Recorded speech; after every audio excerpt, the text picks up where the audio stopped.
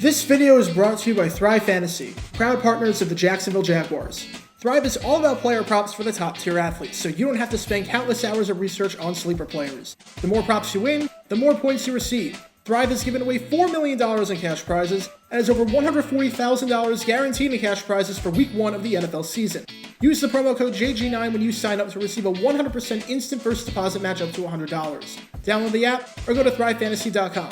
Sign up and prop up today. And now, on with our feature presentation. Imagine that all your life, you've been working toward one goal. Every move you made in your life was to get to the pinnacle of your profession. Finally, after years of hard work, long hours, and a ton of sacrifice, you've made it. You're finally at the top, doing what you've always dreamed of doing, and you've achieved your goals. Everything is going great. And then, it all comes crashing down once everyone realizes that your success was built upon a lie. You fabricated a ton of details along the way. The things you bragged about were things that you didn't actually do, and now your reputation and your credibility are completely out the window. In the NFL, which is an incredibly results-driven league where coaches go through extensive background checks just to get hired, it seems like something like this couldn't happen. But that's exactly what happened with the Kansas City Chiefs in 1987 with regards to their new head coach, Frank Gansz. Because as it turns out, part of the reason why he got the job in the first place was a complete lie. And this is the story behind what has to be the craziest coaching controversy in the over 60-year history of the Kansas City Chiefs. Before I talk about the actual controversy, we need some context to understand who Frank Gansz is, and how he got the job in the first place. By itself, the story behind how Gansz became the head coach of the Chiefs is crazy. I'll give the short 2-minute version here, but may explore this topic further in depth in a future video. In 1986, the Chiefs seemed like they were on the verge of a collapse. John Mackovic was in his 4th season as the team's head coach, and after missing the postseason in each of the first 3 seasons, it looked like the 4th would be following the same path. The Chiefs, after starting 7-3, had dropped to 7-6, with their most recent loss being to one of the worst teams in football at the time in the Buffalo Bills. Mackovic was about to be fired. And then, he wasn't. Because out of nowhere, the Chiefs rattled off 3 straight wins and clinched a spot in the postseason for the first time since 1971. A big reason why the Chiefs finished the season 10-6 was because of strong special teams play. In the regular season finale, despite picking up 8 first downs, and despite being outgained 515 to 171 in total yardage by the Steelers, they won because all 24 points scored came off of special teams. The unit was run by special teams coordinator Frank Gansz, who owner Lamar Hunt thought extremely high of. Hunt said, "In my 27 years of experience, he strikes me as the best head coach prospect I've seen. He is a born leader of men. He's an outstanding person." The only problem? Gansz was about to resign from his post. After the Chiefs lost to the Jets in the postseason, he wanted to leave the Chiefs, since Mackovic was staying on as a head coach, and he wanted a head coaching job somewhere else, and he felt like the best way to do that was to become an offensive or defensive coordinator. Long story short, once this happened, all the players met with Hunt to express their disdain toward Mackovic and to express how good Coach Gansz was. And Hunt responded by firing Mackovic and hiring Gansz as the head coach of the team. All of this took place in the span of about 48 hours. It was an absolutely hectic and chaotic mess. But either way, Frank Gansz was now the new head coach of the Kansas City Chiefs, and he was tasked with getting the team back to the postseason, just as they had gotten there in 1986. But the 1987 season would not go that way at all. Things started out well for the Chiefs when on opening day, they defeated the San Diego Chargers 20-13. Anytime the coach can win his first ever game and start a season 1-0, that's a good sign. However, when said coach winds up losing his next 9 games, that's really bad. The Chiefs were not a very good football team during that 1987 season. They had a defense that had one of the worst 6-game stretches imaginable, as in that stretch, they allowed an average of 36.5 points per game. For some perspective on how bad that is, if a team scored 5 touchdowns in one game against the Chiefs, their average would actually go down. It was ugly with a capital U. Yes, there was a strike that forced 3 of these games to be scab games, and the Chiefs were definitely one of the teams most impacted by this, as they went 0-3 while having to trot out an undrafted rookie in Matt Stevens, who threw more interceptions and touchdowns in college. But even without the scab games, the Chiefs were still really bad under Gansz's tenure. Through 15 weeks, they were 3-11, which was tied for the worst record in the NFL. Their 232 points scored was the worst total in the conference by a healthy margin, and was the 3rd worst total in the entire NFL, only ahead of the Atlanta Falcons and Green Bay Packers. Their 368 points allowed was the worst total in the conference, and their point differential of -136 was not only the worst total in the AFC, but was 55 points worse than the next closest team in the conference. And across the NFL, only the Falcons, who would wind up getting the number 1 overall pick, had a point differential through 15 weeks worse than Kansas City's. Everything about this season was a giant mess. The Chiefs had 5 different quarterbacks start a game for them, none of whom were very good. If names like Alex Espinoza, Doug Hudson, and Frank Sire ring any bells to you, then I am truly happy for you that you got to experience this incredible run that the Chiefs are on right now, because you really went through the lowest of lows. They had a loss to the Dolphins where they turned it over 4 times and added 132 yards of total offense, all while being shut out. They had a loss to the Seahawks where they allowed 33 unanswered points. They had a loss to the Steelers where they allowed 250 rushing yards and over 5 yards per carry. At this point, Gansz and the Chiefs couldn't wait for the season to be over. But entering their final game of the season, it was about to get a whole lot worse. Because as it turns out, the reputation of Frank Gansz was built on a lie. One of the reasons why Hunt loved Gansz, and one of the reasons why he was so beloved by fans and players, was because of his years of military service. And everything that he did in Kansas City was a military reference. Meetings weren't called meetings. Instead, they were called debriefings. At one point, Gansz was upset at his team for a poor workout, and said if you go out and you're training for military aviation and you have an unacceptable flight, you're packing your bags.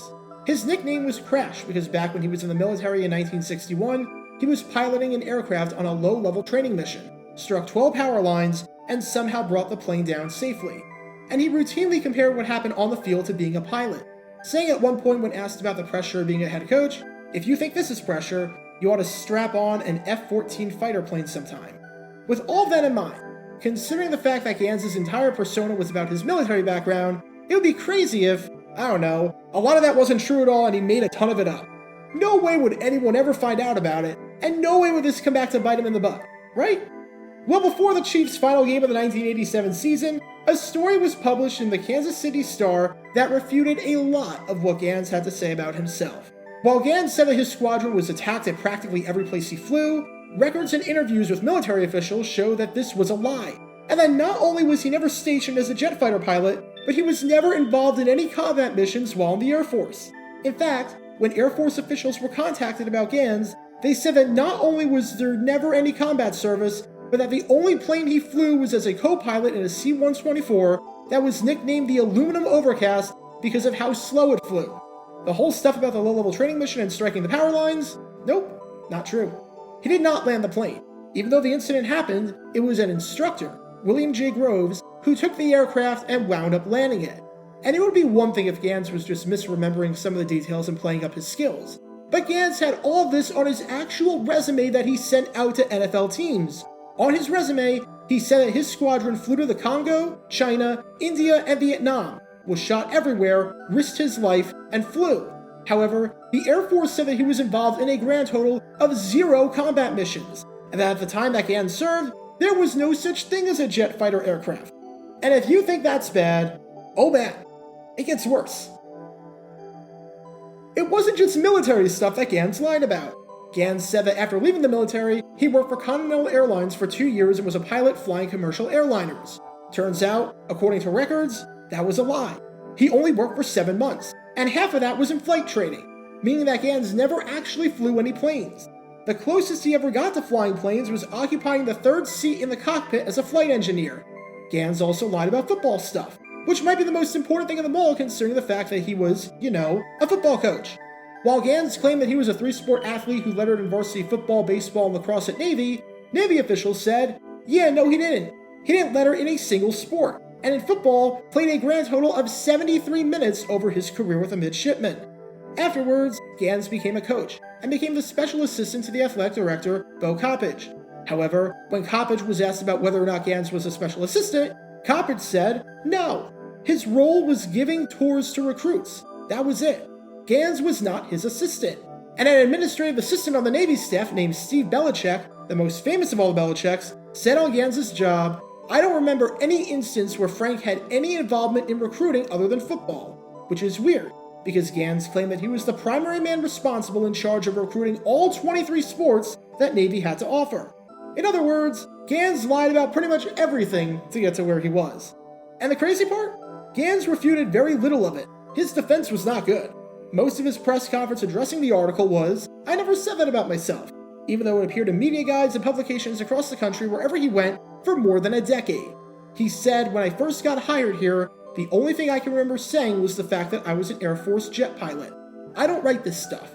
Many Chiefs fans who love Gansz and were willing to give him a pass for his poor 1987 season, in an instant, completely flipped the switch. In their eyes, Gansz was now nothing more than a liar. As you can probably imagine, everything fell apart in the end. Oddly enough, the Chiefs won their final game of the 1987 season, and won it convincingly, as they defeated the Seattle Seahawks 41-20. And after the game, the players, who were still on their coach's side, said that they won this game for him. Defensive back Albert Lewis said on the reports, "It made me mad. It made everybody on this team mad. We think they're just trying to make Crash look bad, and it really teed us off." Offensive tackle Mark Addix echoed those thoughts, and said, "I don't know what their motivation was for writing that story, but it did help us get pumped up." Even though everything about this story was awful, Gansz hadn't lost the locker room. And considering the fact that the Chiefs ended the 1987 season winning 3 of their final 5 games, Gansz stayed on in 1988, and maybe he could build off of that and brush this scandal out with some winning performances, since winning fixes everything. He did not. The 1988 season went just as poorly as the 1987 season did. Through 10 weeks, the Chiefs were sitting at 1-8-1. They finished the season with an abysmal record of 4-11-1, and this time, they didn't have the strike to blame for any of their problems. To show how bad it was, there were 3 games where the Chiefs allowed 7 or fewer points, which is really good. That means there were 3 games where, at worst, all the other team could do was put up a touchdown. Want to know what the Chiefs' record was in those 3 games? 0-3. I can't even imagine being a defender on the Chiefs with that abomination on the offensive side of the ball. Though to be fair, the Chiefs' run defense was abysmal that year, finishing dead last in just about every major statistical category, including rushing yards and rushing touchdowns. Gansz was fired after the 1988 season, and was replaced with Marty Schottenheimer, who was a much better coach who didn't have a shady background, and whose experience could actually be verified. Everything about the Frank Gansz tenure was bizarre.